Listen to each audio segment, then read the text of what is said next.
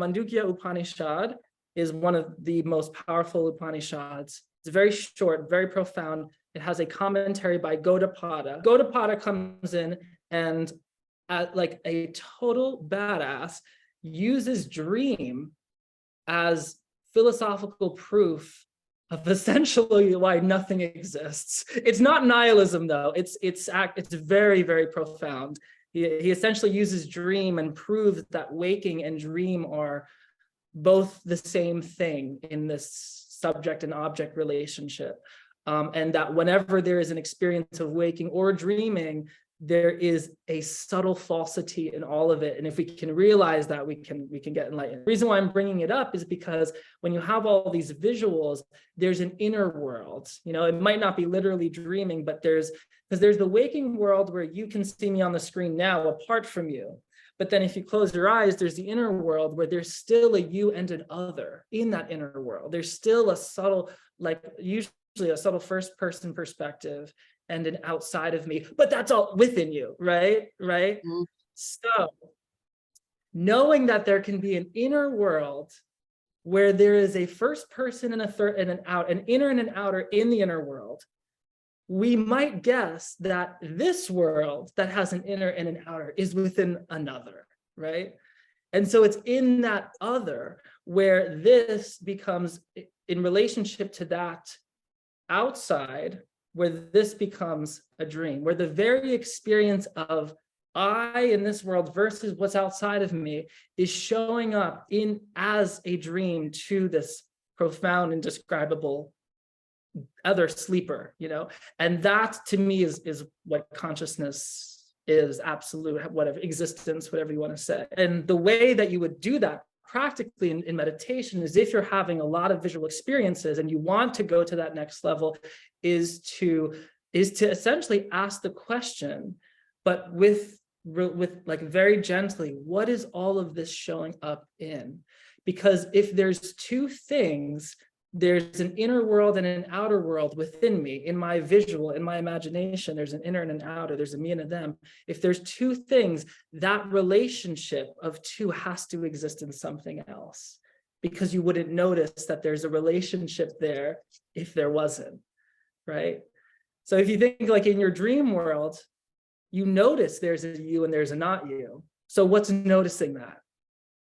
And then you notice you can't answer it. You actually can't, because if you answer it, you're back in a dualistic place. You're back in, oh, well, it's God. And it's like, oh, well, now we have an idea of God separate from us. Oh, we lost. You know what I'm saying? So it's like it's Brahman, you know, Brahman is, or whatever, or you might, you know, if you're approaching it from like a Buddhistic, the doctrine of the void of Nagarjuna, you might say it's nothingness. But then that is an idea. Oh, nothingness is an idea, right? So you just have to kind of ask the question, and then you stop yourself without effort, and then it starts to lead into the other thing.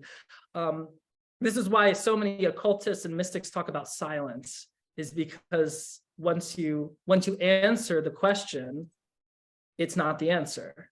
You know, even Hermes Trismegistus even says, like, to his son Tad or Asclepius, I forget who he's talking to, he's like, I can only show you the direction, but I would use what is showing up for that, and whether that's imagination or visual, and just in those visual experiences, what is this showing up in? What is aware of this? And in that, there's a sort of release, and also a great deal of trust, right? Because then it's like, okay, universe, whoever's dreaming this, it's all you. You release the effort of owning or being or trying or whatnot or whatever, and then right. But you asked a really profound question, which leads into a whole nother level of fun. You asked, why is the dreamer dreaming this? I'm going to paraphrase it, but it's in the Corpus Hermeticum. But essentially, you know, Tat, or whoever, the student of Hermes, was asking him this question: why does the dreamer have this dream? The big D dreamer. Why does the big D dreamer have the dream? And Hermes says, the invisible shows up as the visible for itself. And he essentially says, like, because it's invisible, because that which is having the dream is invisible, because it's that which all things in the dream are showing up to, it can't be visible, because if it's visible, it's in duality. Because it's invisible, the dream is in a sense what it is, right? This is the whole, so we have duality of you, me, there's a dual world. Then we go into non-duality, which is like, oh, okay, so it's all about consciousness, it's all about the observer, it's all about the dreamer, the big D dreamer. That's the next level, which is like all of this, every experience is showing up within awareness, which is itself a deeply peaceful place to be, because awareness can't be lost. So there's nothing to lose, there's no fear. But then the step after that is, well, why do things show up at all? And it gets to this place of the is-ness. The is-ness of the awareness is what's showing up. It's a really radical, cool place. And that it's a whole nother level of monism, non-duality, absolutism, whatever you want to call it. And it's like, it essentially is, for the way I conceptualize it, it's like in the tree of life, we have the fool going from Keter to Chokmah. It's like the pouring out infinitely of that fool that can't help himself but rush in.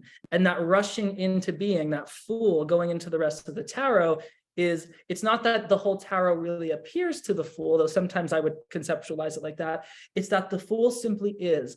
And the nature of the fool is being the whole tarot happening. And that's all there is to it, you know? So there's just like this other level of it. And then that is-ness is literally, and by definition, all pervasive, no matter what you're doing, whether the world's exploding and all hell is breaking loose, or you're having the best sex of your life, or riches and fame, or whatever, the is-ness is just what it is. So there's that.